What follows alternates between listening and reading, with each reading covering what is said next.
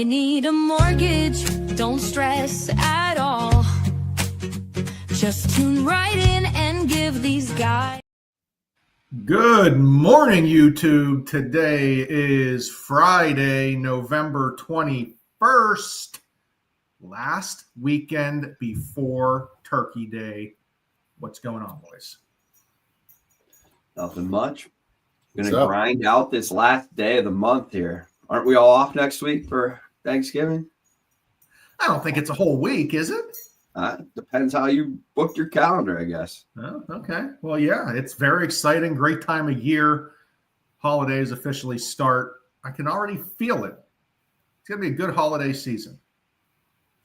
For sure. For sure. We got the Steelers up at the top. We got no snow on the ground yet. I have a feeling you're correct. I'm liking what I'm seeing so far. I'm excited for what Anthony's going to be baking up for Thanksgiving, because Tom, no one really knows. He's keeping it secret, but he's becoming a little chef at home here, and he's been trying some stuff. You got anything exciting for Thanksgiving, Anth? You know, definitely going to smoke the turkey, make some Italian arancini balls, rice balls, and yeah, we're going to do it up, man. We're going to do it up. That's exciting. I'm sticking to traditional. I'm doing as traditional as possible. But, boys, before we get to Thanksgiving, we got to get to some news. And some more news broke yesterday, maybe the day before, about good old Zillow. And this is all allegedly. We'll Pat McAfee allegedly this. But allegedly, a lot of bad stuff going on over at Zillow. And it all has to do with RESPA. So we wanted to pull RESPA up for you guys so you could actually understand what RESPA is. And RESPA is the Real Estate Settlement Procedures Act. It's been around since 1974, and it is to protect consumers in the home buying process. So we have a lot of disclosures because of this. Escrow accounts get looked at because of this. But one of the big prohibited practices is kickbacks. In our world, in the mortgage world, in the real estate world, you cannot receive something of value or give something of value in referral of business. Okay, now a lot of people out there are going to shake their heads and say, man, in sales, isn't that what sales is? But in our world, that is not allowed. If you are giving or receiving something of value in referral of business, it's illegal. Yeah, this isn't just the normal sales gig, business to business or something of that nature. This is somebody's financial well-being. So this is in place to protect the consumer. And that is why it's there. So they cannot be screwed. They cannot be overcharged to feed pockets of real estate agents and loan officers.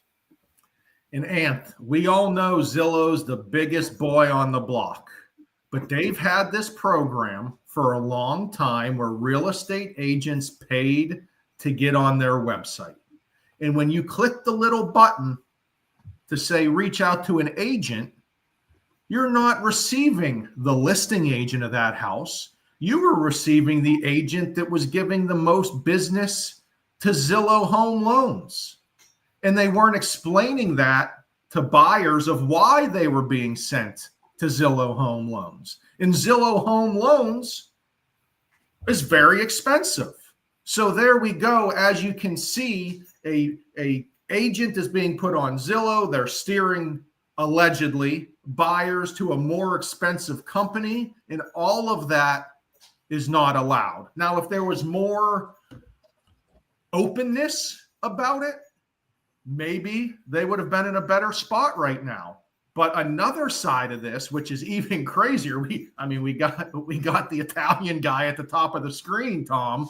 They are hit with RICO charges. This is like mafia type stuff because they're saying they are an enterprise. This was being done in multiple states, and it was happening across the country.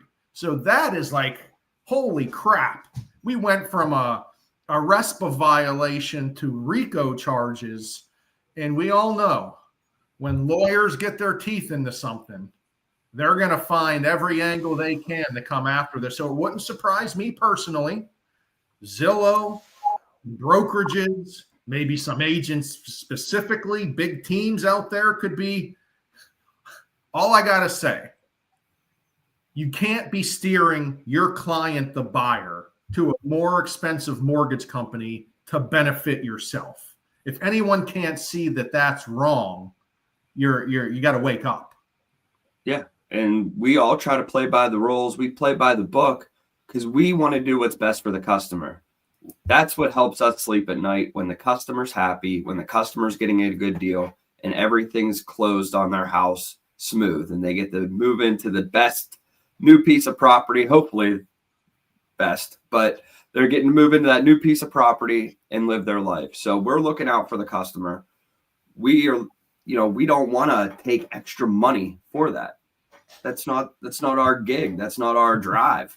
Right. And that's a kickback, Tom. We don't want to be doing that. And of course, listen, we all understand real estate agents drive business. And that's why Zillow went to rate to agents. That's why Zillow would allow lenders to pay for some agents' cost on Zillow. It is all real estate agent driven. But when you're a real estate agent and you're dealing with someone's finances, we understand everyone deserves to get paid for the work they do.